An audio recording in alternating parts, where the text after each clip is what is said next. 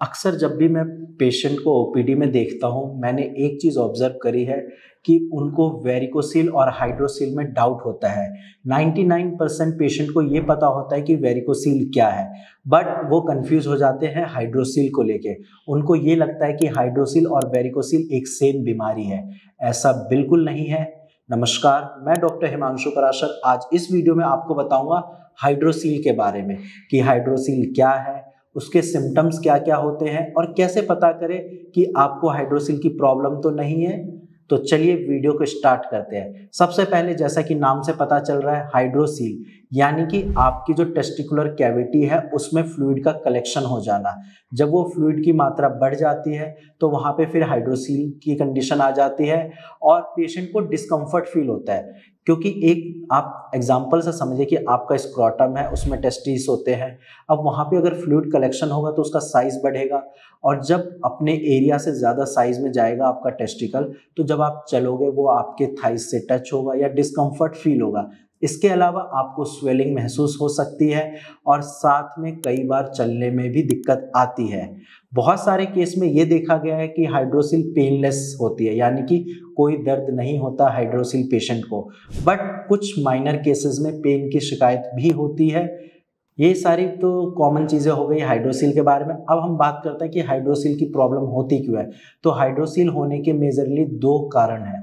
एक, अगर आपके अंडकोश में चोट लगी है, चोट खेलते हुए लग सकती है, दोस्तों के साथ हंसी मजाक करते हुए लग सकती है, या फिर जब आप टू व्हीलर चलाते हो एकदम से ब्रेक लगाते हो तब आपके टेस्टिकल पे जोर पड़ सकता है और उस वजह से भी हाइड्रोसील की प्रॉब्लम हो सकती है। सेकंड पॉइंट है, कोई इन्फेक्शन हो, बैक्टीरियल वायरल इन्फेक्शन हो जाए आपके टेस्टिकल्स में, या फिर इन्फ्लामेशन की प्रॉब्लम हो, इसकी वजह से भी हाइड्रोसील की प्रॉब्लम हो जाती है, वहाँ पे फ्लूइड कलेक्शन होने लगता है। ये सारी चीज़ें हैं। अगर आपको भी कभी चोट लगी है और अंडकोश में स्वेलिंग फील हो रहा है तो इसको इग्नोर नहीं करना है। आप अल्ट्रासाउंड स्क्रोटम टेस्ट कराइए, उसमें क्लियर हो जाएगा कि हाइड्रोसील है या नहीं है। अब हम बात करते हैं डिटेल में सिम्टम्स के बारे में।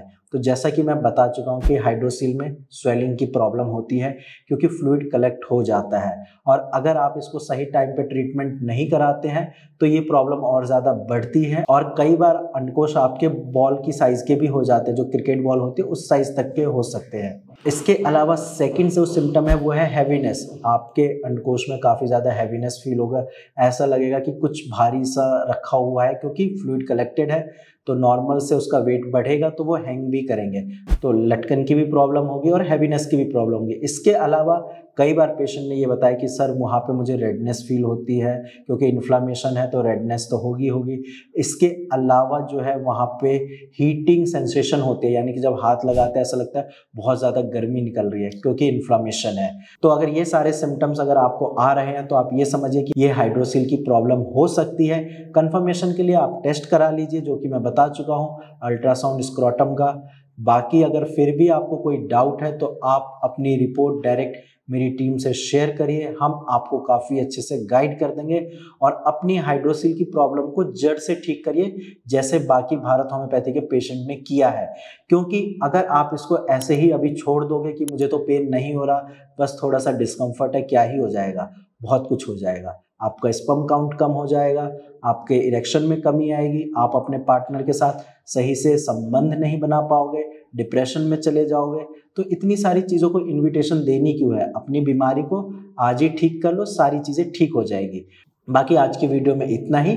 ध्यान रखिए आप अपना, और धन्यवाद।